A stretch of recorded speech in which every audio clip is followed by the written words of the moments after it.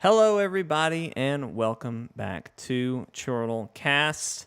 I'm one of your hosts, Jake, and I'm joined, as always, by the Stream King, the Far Cry guy, the man who may cry devil, and the man who carries around some sort of lightsaber sword that's got something to do with xenophages. So there you go.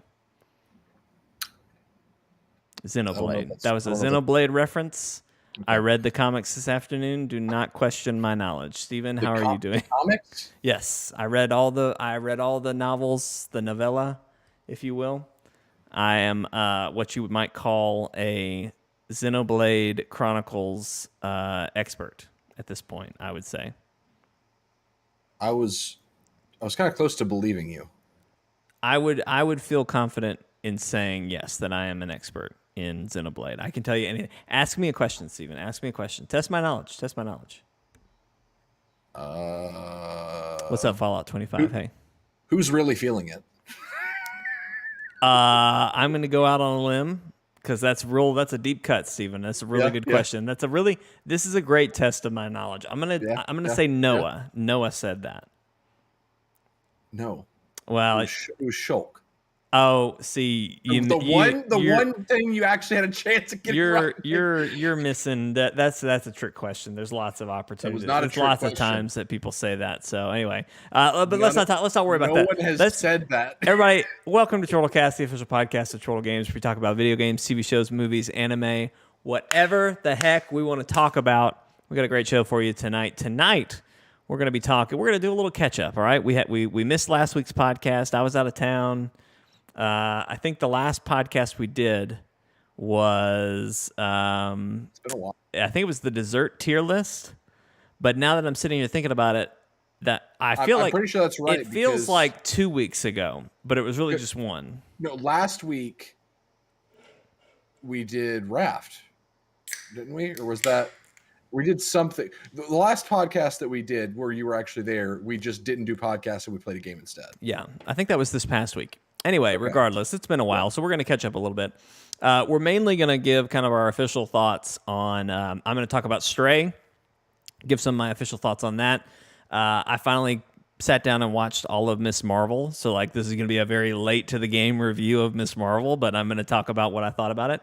And then Steven's been playing that Xenoblade Chronicles 3, eating it up like a madman, so he's going to talk all about that. And then that's pretty much the plan for the podcast, but we're already kind of planning to do a stream after the podcast of Grounded. So unless we, for some reason, go on for 2.5 hours, which Steven and I are known to do, we may have to nix the last stream. But we're going to try to do some Grounded at the end. So we'll cut podcasts, do another stream. It'll be great. So is there going to be First Descent talk further in? I'm not sure. I don't know. Did Jake watch the trailer that I told him to watch? That no. He said was boring within 30 seconds of the trailer starting. No, but if you want to catch me up on that, that'd be a great.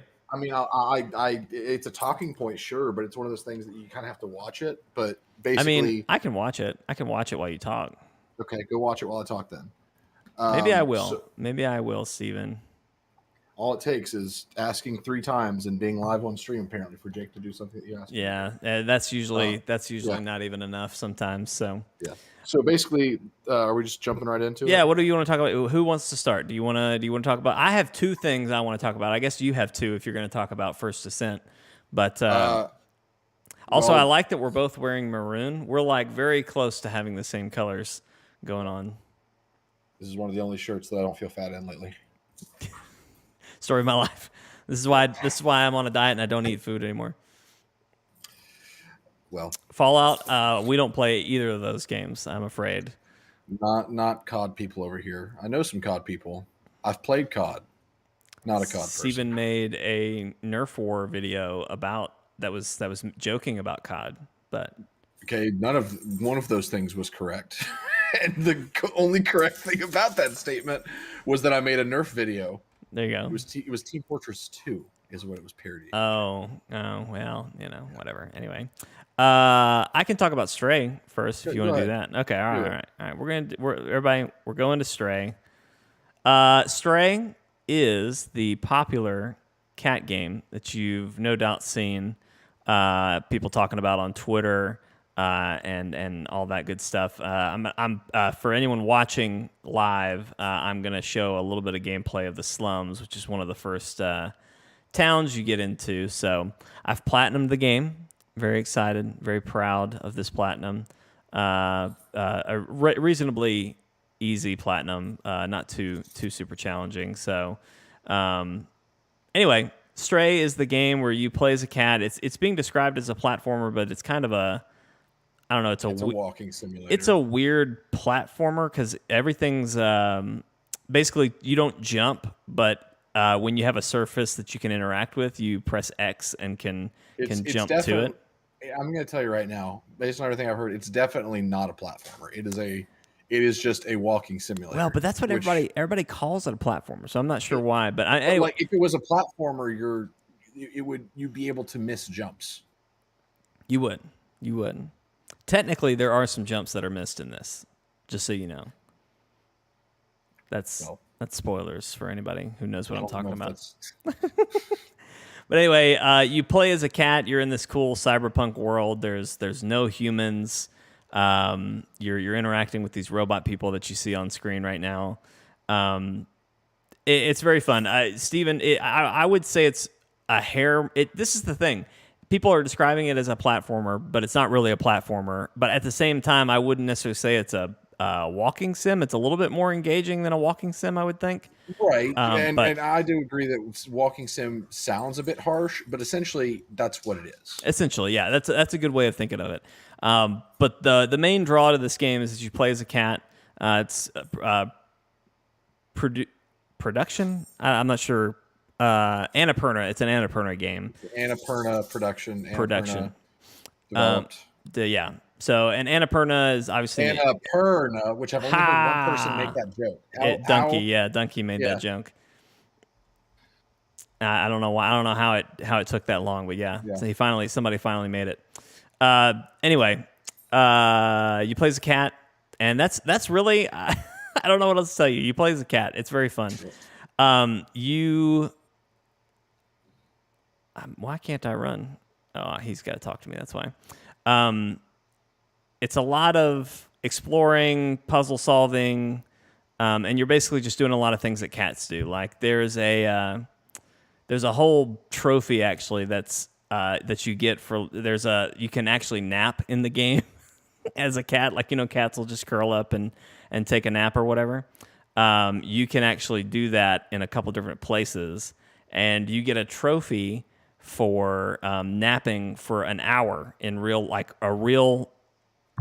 TikToking in real life hour. If you nap, you get a trophy. So, but like this is what I'm talking about, the platforming. Like I'm just pressing a button and going to where I'm trying to get to. So it's not very twitchy or anything like that. Yeah. But yeah, you're just running around. You're puzzle solving. You're doing cat things. You can make the biscuits like cats do. They do their hands and their paws and scratch things up. You can go up to robots and you can give them a little rub like a cat does, and they have a little heart thing that pops up on them. So the best compliment I can give this game is that it is the best cat simulator I've ever played. It's very fun to just run around and be a cat. And they nailed it. I mean, it is. There's so many things like that just feels like something a cat would do. Like I don't think I can show this, but there's buckets sometimes that you can knock off. Like cats like to jump up on things and knock things over. Right. You can do stuff like that. Just general mischief and that sort of thing. There's a couple games that are coming out. There's another game, one specifically, that is called Little Kitty Big City. And now that I've played Stray, I'm really looking forward to playing that just to kind of see how different it is. Because when I say like you can do mischief and stuff, like one of the first games that comes to my mind when I say something like that is Goat Simulator, right? I was gonna say Or Goose Game. or Goose Game. Yes, exactly. So it's not quite that. Like this takes itself much more seriously than like a Goose Game would do. But you are, you're up to some cat mischief. You're messing around. But there is a story that's happening. Basically, this little backpack that I have has a little drone robot that I'm trying to help open the gates to the city that we're in. And the story, I think the story is pretty good. It has a pretty, it's not super satisfying in its conclusion. So you can just randomly nap in certain places like this. It's not super satisfying in its conclusion, but it was at least an interesting ride, and I really enjoyed it. What else was I going to say about it? It's the story's good. It definitely takes itself a lot more seriously, but it's just fun. It's just fun to be a cat, and that's really the best thing I can say about it. If you're not a cat person, I don't know that you'll like this as much. I think you'll get. I think you would enjoy it. Like Steven, I think you would have fun just kind of playing through it. I don't know if I would play through this, but I don't dislike it. I have an appreciation for what it is, what it set out to do, but it's just not for me. Like I don't think even if it wasn't a cat, like maybe if it was a dog, maybe I'd play it, but it's just not my kind of game. Yeah, it's definitely more of an artsy. I mean, it is an indie, and so it has a lot of that indie characteristics of just kind of you're in an interesting world, an interesting story. It's very short. There's actually a trophy in the game to beat the game in under 2 hours. I think I actually did it in an hour and a half when I actually went for that trophy. So it can be done very quickly. I think a full playthrough, like normally, they kind of rate for like 5 hours to play through and beat, which I think is pretty reasonable. I probably took a little bit longer on my first playthrough just because I like to look at everything. I go way too intense on exploration, but so question. Yes. One, Matt said the game and story are fantastic, but how it ends was not good. Every article I've read about the ending says they seem to set up for another game, not the same cat, but same general storyline. Take that for what you will. But my question is more so like people on the channel know that this has been a game you've been waiting for a while. How long would you say that we've waited for this? When did they announce it? So this was announced. This was at that first PlayStation showcase that announced the PS5. So this was one of the first games they showed. In that, they just showed a cinematic of the cat walking around and actually in this area, and it just ends with him up on a perch, and it showed the title. And I was just like, I don't know what this is, but I can't. I'm so excited. To me, for a game that seems like and this, I mean, no disrespect by saying this, but for a game that seems like a launch title PS5 tech demo, was it worth the wait? Were you disappointed in any way? So I want to unpack a couple things that you said there. I would not call this like a PS5 tech demo. It is very pretty, but when I think tech demo, I think of something that's I think Order 1886. That's a go-to where it's short-lived, but it's a good time. And it uses a lot of the gimmicks that the thing has. So like the touchpad, that sort of thing. So this doesn't really take advantage of. I mean, it does, but it's like when I go and I scratch like a couch, like I scratched a couch a second ago. I feel the rumble, and I'm actually doing the triggers L2 R2 for that. I'm trying to find that freaking couch that I just scratched. That I feel that, and it gives me resistance. So like it feels like I'm scratching that couch. Right. And so I guess in that sense, it is kind of a little bit of a tech demo. But I don't know. It's not. And I mean no disrespect by that. I know. Just the vibes I get from it very much comes off as a small studio that wanted to do something cool. Sony threw some money at it, was like, here's some tech you can use to take advantage of that. Well, and so and I think this is a great example of what are you talking about, Matt? The PlayStation 5 controller is great. Don't come in here with any of that noise. That's not allowed. Not even Xbox people like the Xbox controller better than PlayStation. There's actually a couple that I listen to that they're always dogging on the PlayStation 5 controller, and I don't get it. It's a great controller. I digress. I'm not getting into that. Oh man, unless if you want a blunt force object to murder with, then an Xbox controller all day. Original Xbox, that thing will kill people. It's a brick. Lol.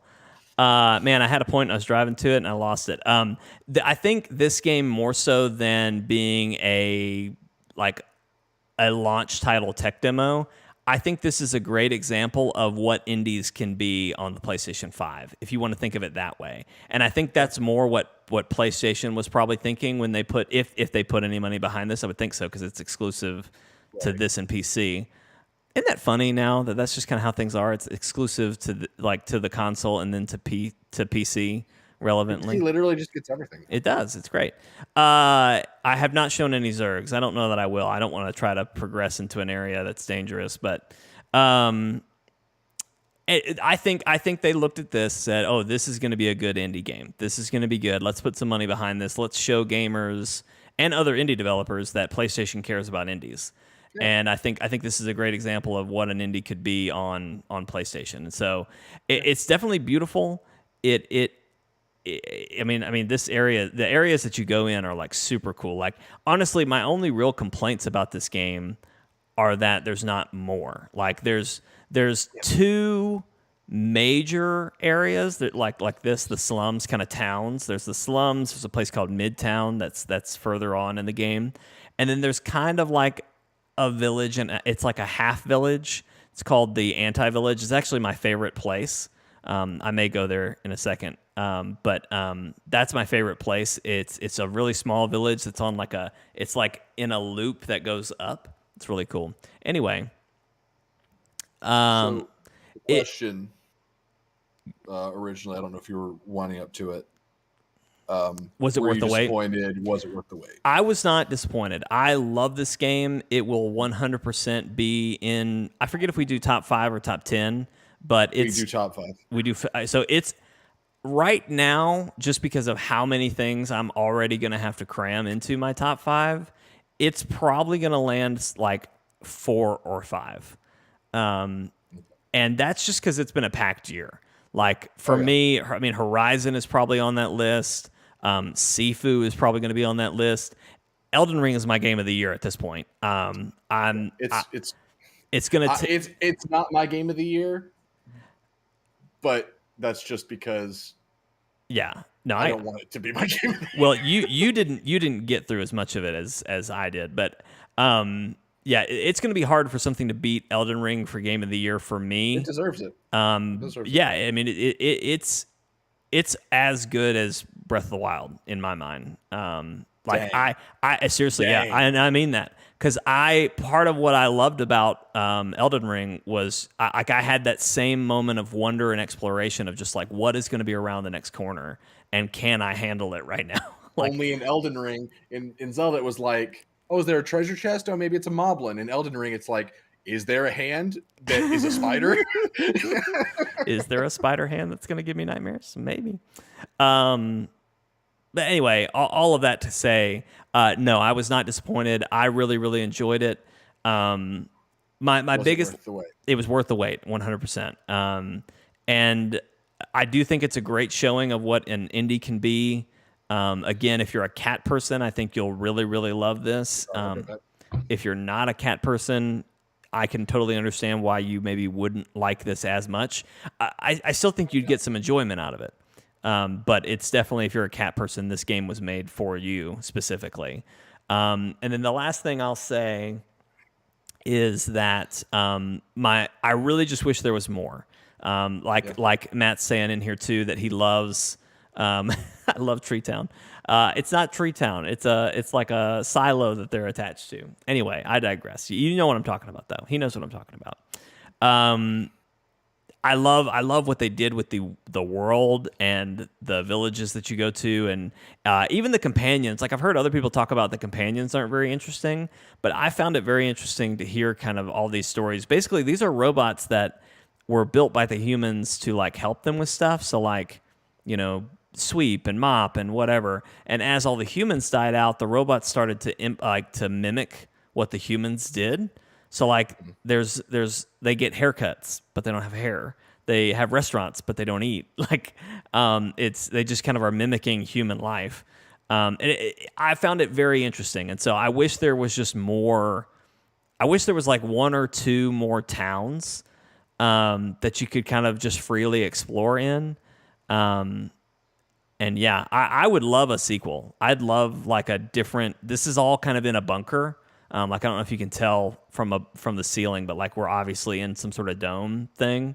I would love it if there was maybe another bunker that you maybe free again as a cat, or I'd love to even see the world outside. Like the end is you get free and it ends there. So like you never really see outside. Go ahead. Here's what the sequel needs to be. Okay.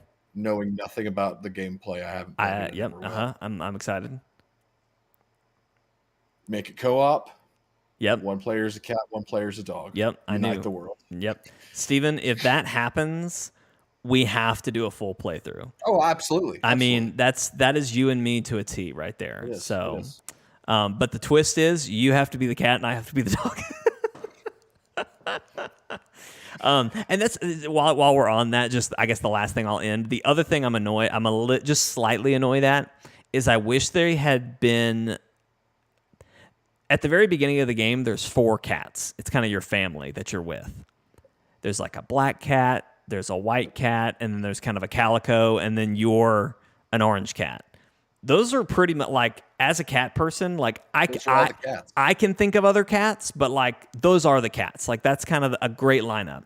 I wish you could pick which cat you were as you played through. I wish you could pick the cat that you ended up as. It's a little annoying to me that they locked you into this one cat.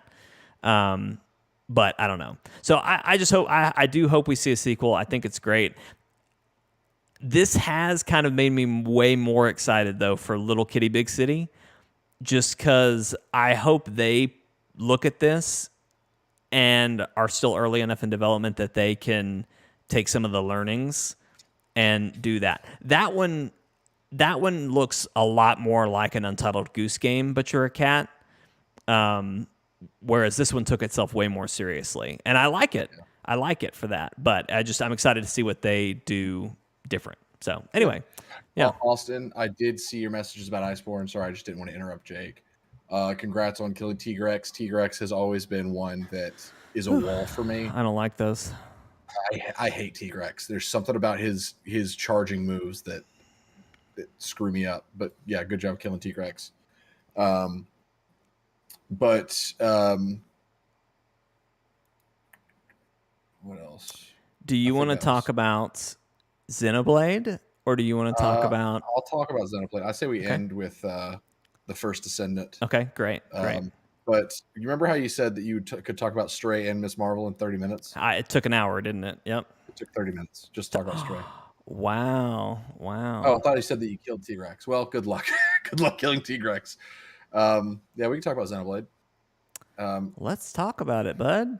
So basically, I'm going to try to be as concise with this as possible. My goal is to not take 30 minutes. I think I will, but I'm going to try to not do that. So Xenoblade Chronicles, or I guess just Xenoblade in general, is a series that I've always wanted to get into because I love sci-fi Magitech settings, and I feel like I don't get enough of them. Like Final Fantasy VII is a good example of that, where it's futuristic, high tech, all that stuff, but magic is a part of it. And so Xenoblade, I was gonna try. I thought about trying the Shulk one. I think it was just Xenoblade Chronicles, just the regular one.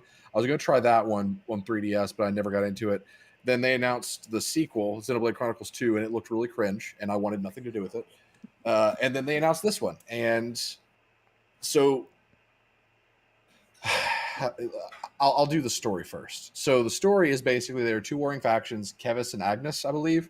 They are basically the exact same. They both have mechs. They both have foot soldiers, and it's kind of shown it is intentional with how similar they are. Mm-hmm. Whereas you've got these two factions and they hate each other and they're constantly trying to kill each other, but they're really not that different. Like one side, their gunners use like rifles, and the other side, their gunners use dual pistols. One side uses two swords, the other side uses one sword. Like little details like that. One side's green, one side's blue. Yeah.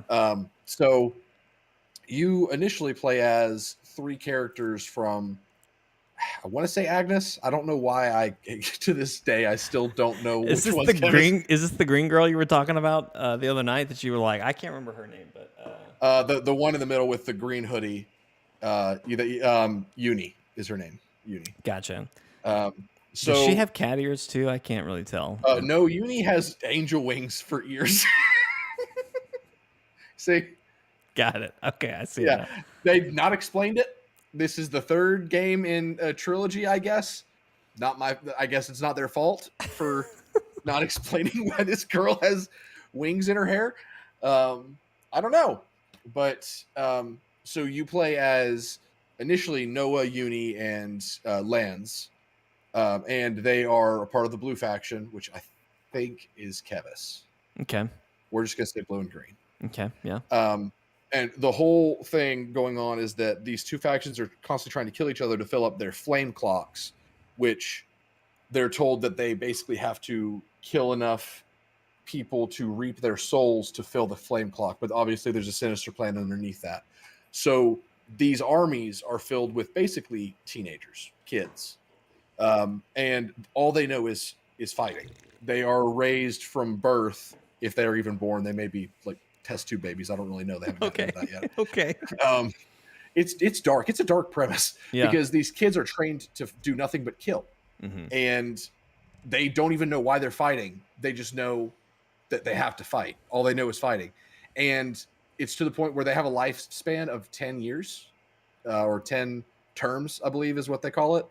And if they survive that long, they're given what's called the homecoming, which is where they go and meet their queen. And a bunch of offseers, which Noah and Mio, that's the two on the far right, they're offseers. Offseers play this flute that sends departed souls off to their afterlife. Term 10 people get a homecoming ceremony, and they are basically, I initially said sacrificed to the queen. Really, it's a lovely ceremony where they just kind of like kneel down and then they turn into pure energy and go into the sky. But this sounds like some shit the Pied Piper would come up with.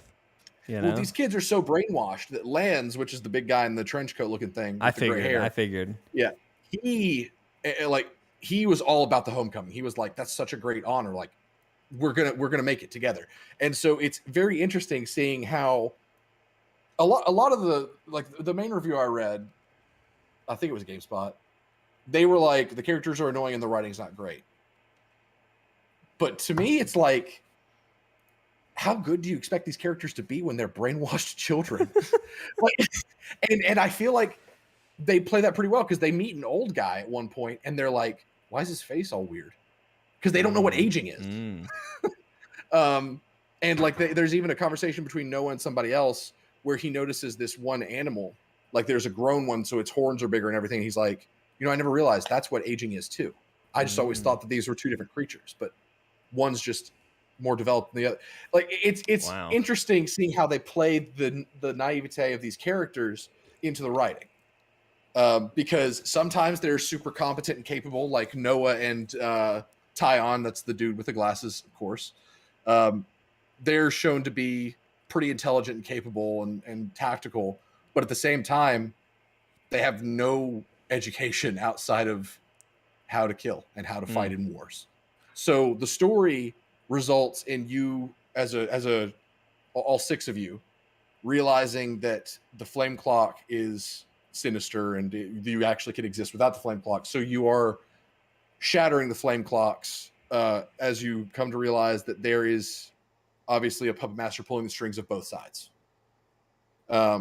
So you're basically caught in the middle trying to give everyone a choice. That's where I'm at in the story right now. So that's generally the story. I like it so far. I think the characters are pretty compelling. There's a lot of really interesting ideas in how the characters fight and the different weapons and stuff. And it's very anime.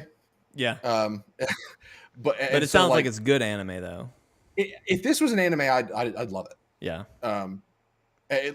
But with that comes weirdness from characters where it's like, why would you say that? Like, that's such a weird thing to say. That is Steven, that is the thing that is keeping me back from this franchise is all I've seen from the last Xenoblade Chronicles, the one with the two girls that were they added to Smash, that game the two circles. So cringe though.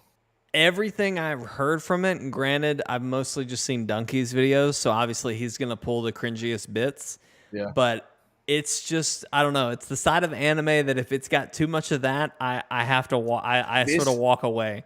But this game surprisingly hasn't had a lot of that cringe. Okay. Like there has, and chalk it up to translation. Honestly, that's what a lot of it probably is. Because I'm sure. Because anime has this wonderful ability to be philosophical and deep, but because the Japanese language doesn't translate to English all that well all the time, you also get moments where it's just like, that's the dumbest thing I've ever heard. Like, I think Senna said to Uni at one point, she called her Hun. Mm-hmm. Sorry, Leosin. Just like casually in a sentence. Mm-hmm. She's like, hey, let's go get some food, Hun. Mm-hmm. And Uni was like, ew, that makes me uncomfortable saying that. And it's like, that was a weird thing. Just like Uni has not shown any kind of characteristic of being weird like that. And then literally like the next discussion, Uni calls someone else Hun. So it's like, what the hell? I can call people Hun, but you can't. You can't say that. I shaved my head like 3 weeks ago. Yeah, it's been a while. It's just too hot. It's too hot outside. Yeah. And so I was like, just shave it gotta, off. Gotta go. Gotta go. I understand. But anyway, so that's the story and the characters. Mm-hmm. The thing that I knew would be the most catching to me was the gameplay. Because as I'm sure we've talked about before, I love character progression in games to where there's a lot of different classes to learn. You can mix and match skills from different classes to create kind of custom classes, handling like equipment, upgrades, all that stuff. I'm all about that. I love a good RPG. And so like that with one character in a game is enough to get me interested. You have 6 characters in this game. And all of them have the same amount of depth in how you customize them. So I'm going to go in here. I was going to make some changes to my party, but I'll show you that now just to give you an idea of the gameplay. So right now, you can see the symbols at the top right for those who are watching. Blue shield means a tank class, red sword means a damage class, and green, whatever that is, means healer class. Let's call it a green staff. I think green staff is what they were going for. Okay. So you might be looking at this and thinking, that is not what I expected out of the comp of these characters when I looked at them. Like, you probably didn't expect Tyon and Noah to be tanks. I'm still locked on, confused about the angel wings for yours, but we can move on past that. Get over it, Jake. I'm trying. There's no answer. I'm trying. Can she fly? No. Oh, okay. Wow. Although in the story, she did just find what might be an alternate version of herself from the past or from the future. I don't know. That's where I am in the story, where she saw a corpse that had her name and classification. So some weird stuff going on with Uni. Don't know what, but there we are. All right. Interesting. So the different characters can change their class. So Noah starts as a sword fighter. Mio starts as a Zephyr, which is an evasion-based tank. So they're very nimble, quick on their feet. So they tank by pulling aggro, but just dodging attacks. Uni is a medic gunner. Tyon's tactician. Lance is heavy guard, which has probably the coolest weapon in this game. It is just this giant sword that I think they just call it a rig. It's a giant sword that is actually, I think Tyon. Yeah, Tyon has it equipped. I don't know if that's the rig. Oh my God. It is so big. It's the size of like a large shield, but he uses it as a sword, but also he uses it as a shield. But also there's a move called variable turret, where he just drops it into the ground and then pulls it out and like pulls the handle back. And Thank you it for suddenly, clarifying, because I was going to call you out on that. Pulls it out. He pulls it out. he pulls back the handle, and it's like a machine gun. Yeah. So it is a That's sword, crazy. a shield, and a machine gun. Which that's just cool. That's cool. just That's super cool weapon design for sure. And then there's Noah's sword, which well, I'll talk about that later. So basically, they all start. You've got 2 of each. So 2 damage, 2 tank, 2 healers, and they can change their classes between each other at a certain point in the story. This is very complicated to explain. Basically, the only way to unlock new classes, for example, Flash Fencer right there, which is what I'm probably going to run Noah as for a while. You meet this woman named Ethel. And this is, these are the swords that Ethel uses. Like so it's like a dual wielding fencer character. I like that. Very Ahsoka Tano. Sure. But they're high damage flanking kind of class. So Ethel can join your party as a hero, a 7th character. You can have 1 hero at any given time, but you can't change anything about them. They're just there to support you, but they still help you in combat. The hero characters have the additional classes. So to unlock more classes, you have to work with those heroes. So Ethel had a class compatibility with Noah, so he was able to be a Flash Fencer. So I trained him as one. And if you have someone playing a hero class in your party, everyone else starts to learn the ability to play that class. For example, Medic Gunner, War Medic down here, because I've got Lance and Valdi playing War Medic, Noah is gradually learning the ability to become a War Medic. So it is constantly incentivizing you to be like, okay, how much do I want these people to learn this class? So who's gonna start that path? Like Lance, for some reason, was compatible with Valdi to become a War Medic, which is why he's a healer right now, which feels super weird. Yeah. Because I want Tyon to be the War Medic. So now I just noticed Tyon actually has War Medic unlocked, so I'm going to switch him over. So Tyon's a War Medic now, which means I don't really need Valdi in my party anymore. So I'm going to switch Valdi for Xeon. I think I may have just abandoned a quest by accident. Oh well. So Xeon is a Guardian Commander. Noah has compatibility with him. So Noah is currently like, I want Lance to be able to learn Guardian Commander because it's another tank class, and I want him to be able to learn those different attributes. So I'm going. My method has been 3 damage dealers, 2 tanks, 2 healers. Yeah. So I want to keep that going. So I'll probably keep Lance as a healer for now till he unlocks Guardian Commander, and then I'll switch things up. But let's go back to Tyon. So you have 4 abilities for your class, and you can pick from them over here. The one on the right is always your ultimate. And then you have other arts, I forget what they're called, to the left that can be of other classes that you've learned. So this is one of the things that you benefit from mastering other classes. So even though he's playing as a gunner medic or whatever, he could use a tank attack that he's learned. Potentially. I'm still learning what the limitations are, but like if you look here, Overfall, for example, that is a tactician ability. And it's probably going to be one that I bring because it lowers ether defense. So basically like magic defense. Yeah. And there's a Zephyr move he can learn. That one's a sleep move. I don't really want that, but I might. Yeah, that's I'm still cool. trying to figure it's a lot, but it's really neat. There are also passive skills that you learn. Think of these as, the passives that you can have in Fire Emblem. Yeah. Master skills are ones that you can take from other classes. Gotcha. So for example, Ninja Healer, I think, comes from Gunner Medic or whatever that was called. So he reduces the aggro generated from using healing abilities. So he is less likely to be targeted even though he's healing, and healing generates high aggro. And you don't want healers doing that. Right. And then you have your gems, which just are kind of like equipment pieces that increase certain stats. And then you have accessories, which are actual equipment pieces. It's a lot of little things, and you do this for 6 characters. Very, very JRPG right here. It is very JRPG, but I love it. Yeah.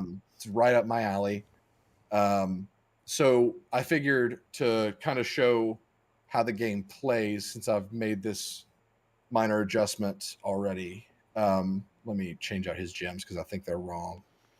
Yeah, so this definitely gives me Fire Emblem Three Houses vibes as far Yep. as like, teaching your students different classes, and you can kind of customize what direction you take them Yep. based on, their natural attributes, but you can give them pretty much any class. I do like it is interesting, the system of bringing a hero that they have to basically learn from to Yep. unlock a new class. That's pretty cool because I think I'm a little rusty. It's been a while, but I remember in Fire Emblem, you could, once they unlocked a class, they still had to kind of be that class for a while before they could really, Yep. be good with it. So Right. this is an interesting way to And take there it. there is a class rank in this. As you can see, Noah is a rank 7 Guardian Commander, Mhm. and 10 is max rank. So it actually doesn't take long to max rank on classes. So that's Gotcha. Yeah, good. that's nice. But what else was I going to say? I don't know. We'll just get into it. Yeah, I want to see some gameplay. I mean, how you like the gameplay? What's your thoughts on it? It's you said Final Fantasy VII remake, which I think is accurate. Mhm. To me, Knights of the Old Republic. Mhm. It's active turn based to where there's auto attack, but there's also combat moves you can use. I'm playing Mio right now. She is one of my Flash Fencers Mhm. because Flash Fencer is just a really good player character because you can let everyone else, because the all of the AI, they act as they're supposed to. Like Okay. they like your healers will be healers, your tanks will pull aggro. They use their arts on their own. Like they're intelligent. Mhm. But you get to control one character at a time. But you can switch characters on the fly, even in combat. Mhm. So we're gonna attack this. I wish the music was. I wish you were able to get some music because soundtrack is pretty good in this. I mean, I could probably pull. Well, I don't know what. I Yeah. I don't think that's possible with the wizardry that I'm pulling. Okay. So I'm gonna go up to this thing. It's a mini boss. So I'm gonna go into attack mode. Aggro is pulled on me because I've got the red. Mhm. I'm gonna dodge around. They're gonna pull aggro over there, and I'm gonna command all of them to focus attack on my target. So I'm gonna use a side strike to increase my crit chance. That hit. See, Cena is over there. She's a flash fencer as well. So she's going to do flanks also. So I just increased my power by hitting with that one move, and I'm going to try to get a back attack on him, but he's a snake, so he's kind of hard to decipher where the back is. All right, so my ultimate's ready, so I'm going to do an ultimate and smash. Nice. And so the left, you can see those abilities are charging up as well. Yeah. You actually can combine left abilities with right abilities where you basically double cast. Mhm. But that's still going to take a second. Cena just went down, so Lance is going to get her up. So, have you kind of predetermined, or have you predetermined how the other AI are going to fight, or is that just natural for their class? It's natural. You can give. That was a fusion right there that I just did. You can give them like overall orders, like focus attack on my target, follow the leader, focus on fusions. You can give them just kind of broad instructions. Also, I'm going to interlink real quick. Oh yeah. I'm a mech now. Oh god. So Lance, or I'm sorry, not Lance. Noah and Mio are interlink partners. So this Ouroboros is what it's called, is them combined. So both of them are out of combat right now, but they're replaced with a large Ouroboros that is obviously a dominant presence on the battlefield.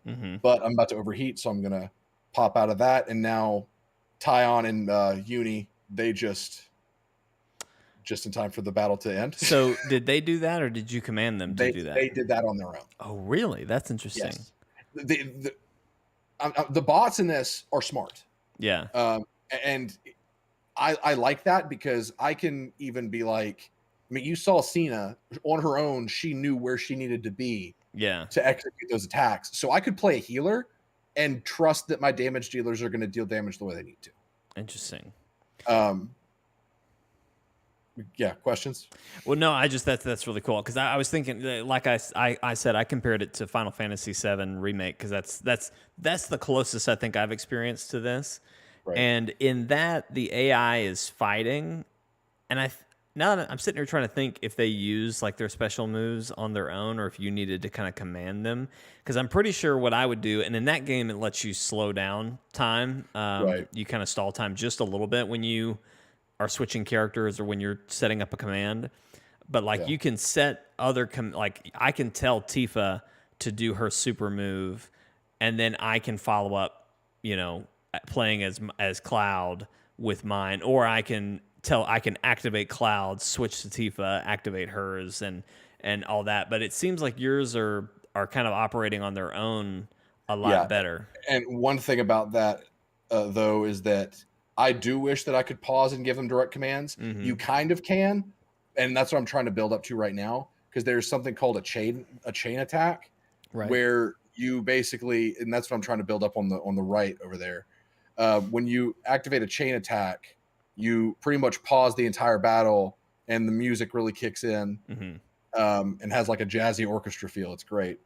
But when that happens, you pick whose plan to go with that gives a general buff during the chain attack, and then you pick in order who does what. So you're picking, like I could say Cena's to the side, so Cena does a side attack, and then Lance does an aggro pull, and that's basically freezing time just to do a bunch of combos. Right. So it's kind of like you hit your stride, and it's your chance to turn the tide a little bit. That sounds like what the Guardians of the Galaxy huddles should have been. Yes, honestly, that's a Yeah. good example. Yeah. So I'm halfway there. I think I'll be able to build it up. Mia just went down, but hopefully, oh crap! If Lands die, one thing I will say, healers are the only ones that can revive. So, and Lands just went down. Tyon's reviving Lands, and Tyon's, oh god, Tyon's Lands back. Oh my gosh, jeez. I'm kind of just letting the AI do their thing so you can see. Yeah. Because like right now, Noah is tanking like a beast. Yeah. Which is great. Taking it like a champ. Absolutely. I'm not really a fan of the Guardian Commander as a tank. They seem to be a tank that's focused on if things are really bad. Like they do good at defending characters who are on the brink of death. I don't like that kind of tanking. A tank is supposed to prevent you from getting to the brink of death. But yeah, so hopefully we'll be able to get the chain attack set. I think we will. We're almost there. So I'm going to break out of that. There is a dodge button. Oof. Come on, Lance. It is interesting watching how far away you are from everything. You have such a bird's eye view of the field. You can change the camera. Okay, as well. cool. Yeah. I just brought the camera out for the purposes of this. Okay, wait. Oh, come on. Oh. What even killed him? You. Kill. You were in the wrong place at the wrong time. Oh my god. Reset it. But yeah, any questions? No, this looks like a great meshing of things that you like with the tactical stuff. Do you wish it was turn-based? Probably isn't the right word, but I wish that the chain attack method was more of like common throughout, that you could freeze time. I wish that I could pause time. The Bureau XCOM Declassified did a great job of this, where you could hold down a button and give commands to your party, and it wouldn't freeze time. It would just really, really slow time. Yeah. I wish there was some of that to where I could hit like a slow time button and then just like pick a character and say, do this art, something like that. Yeah. More micromanaging. Yeah. But the AI in this is good enough to where they don't really leave me wanting much. Yeah. Because they know what they're supposed to do. And that's very good. Yeah. No, it looks fun. Like I said, this looks just like a game made for you. So I'm glad you finally gave the series a try. I'm really glad that I've finally played a game in the series, because I mean, it's a Magitech sci-fi game with an emphasis on mechs. There's not Mhm. really a mech emphasis in this, Mhm. but I know there was a game on the Wii U of all places where you actually were a mech pilot. Mm. Um, so I'm hoping that they continue to give Xenoblade some love and we get more variety from the series, because I would love like a co-op action adventure game in this franchise, or Yeah. something where you play as a mech, or like, like Yeah. Yeah. it's got a lot of opportunity. And this game so far, I've been thoroughly pleased with basically everything. I don't really have much gripe with it. It exceeded my expectations. Well, good, good. I'm glad you gave it a shot, and I don't think you have to worry about them not giving this franchise some love, Yeah. because we had two, and then this feels like it just like two feels like it came out just last week, but Yeah, it 2 was like what, 2 years ago maybe? yeah, it feels like, I mean, it was very fresh, and then also them giving putting them in Smash. I feel like that's a pretty Yeah, telling sign that that's a franchise they right. at least acknowledge is important and that they want to keep up. So I would love it if Lance got put in Smash just so I could use his rig, sword shield machine gun.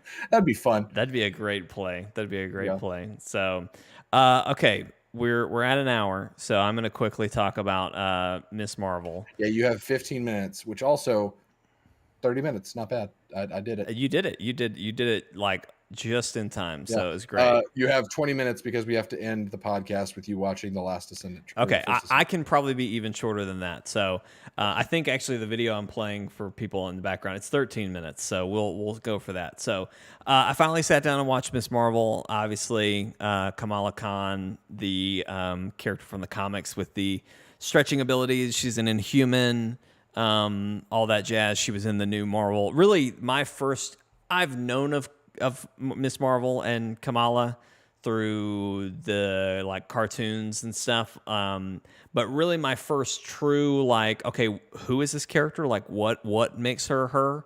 My first introduction was in with Avengers, the Marvel's Avengers show, right? The Or show? not the game. show, the game. Sorry. And she was great. And she was, oh my gosh, she was the heart and soul of the single player game when it Yeah. launched, right? And that worried me when they announced that, but they really sold me on her. Yeah, she was great, and I think they stuck very true to who she is in the comics, and even here, the Kamala that is in that game, that is this Kamala. She's someone who's obsessed with the Avengers, right? I kind of think of her as like she's one of us, like she's the fan who suddenly gets powers and gets to be a part of all of this, Right. and so to that sense, who you know from the Marvel game. That's who this Kamala is. Obviously, they did a lot of they just kind of went off the wall with her power set.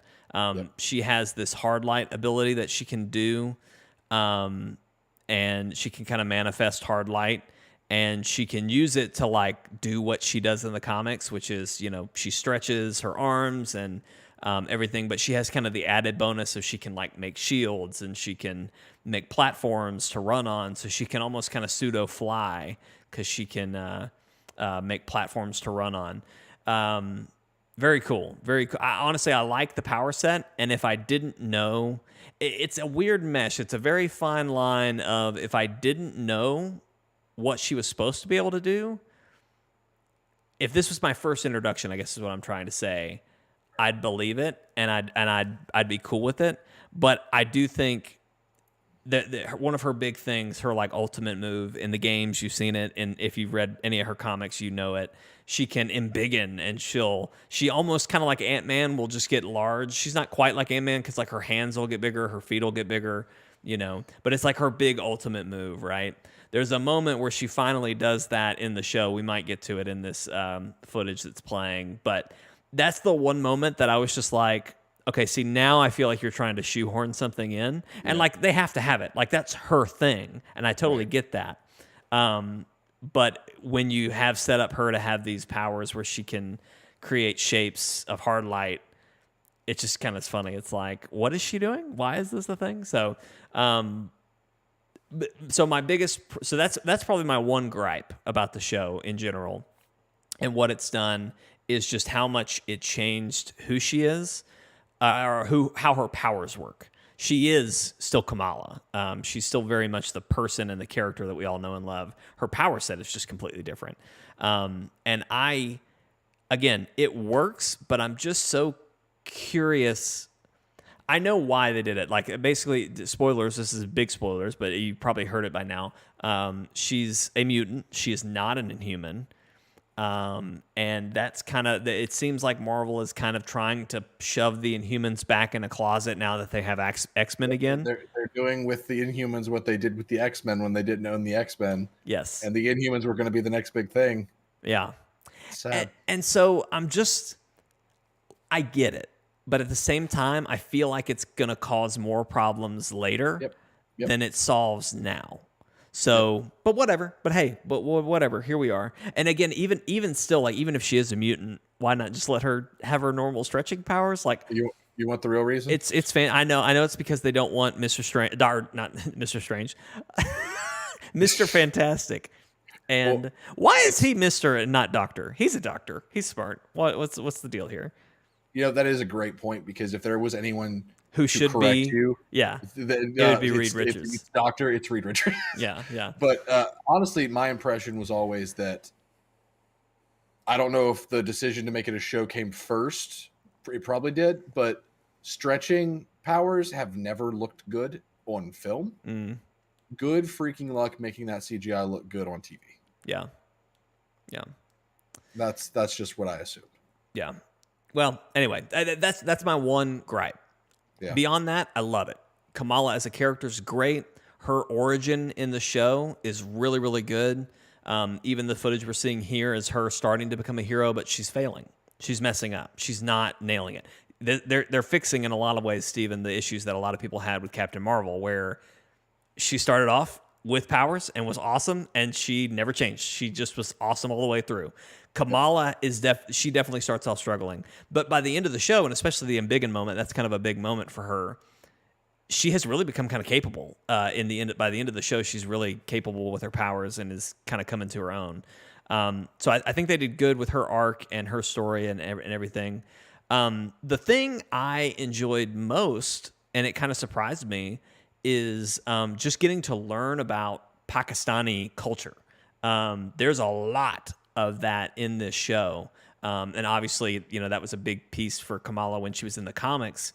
She was not the first, brown girl superhero, but that's her stick, kind of. That's why she was made. She is the brown girl from Jersey who gets to be the hero. And and they do a great job of kind of introducing her culture and like all the different things that are going on with it. They show a couple. One of the core locations in the show is the mosque that she attends, and there's a couple scenes where they show like the separation of the men and the women while they're in. I don't want to say church because that's not right, but like in the sermon and the lesson or whatever. They show kind of that separation, and one of Kamala's friends actually runs for like a committee to kind of start making some changes and whatnot. So it was really interesting just kind of like learning about how all that works. And there's a huge set piece in when they go to, I forget the city. It starts with an M, but it's in Pakistan. There's something, oh man, I'm losing it now because it's been about a week since it hasn't even been that long since I watched it, but I want to say the parish or something, but it's basically this train that a lot of families who now live in the U.S., apparently there's a line in the show that says every Pakistan. Something happened. Our stream got suspended for policy violations. Oh no. I wonder if it was the footage. It was absolutely the footage. Hold on. Here, I'll hide that. We got what? It says stream unavailable right now. I don't know if that's just... Hold on. Yeah, it killed the audio too. I wonder if we can... if I hit stop streaming and then restart streaming, would that fix it? It's possible. Let's see if it comes back. So YouTube does watch our streams. Well, but it's interesting. It says copyrighted audio, but we don't have any audio playing. Oh, it says audio and video, so it might be the Miss Marvel stuff. Yeah. That's What video wild. did you play? I'm just playing a clips video. It's a bunch of clips of her powers. Interesting. So Well, I guess they don't like that for streams. I don't like that.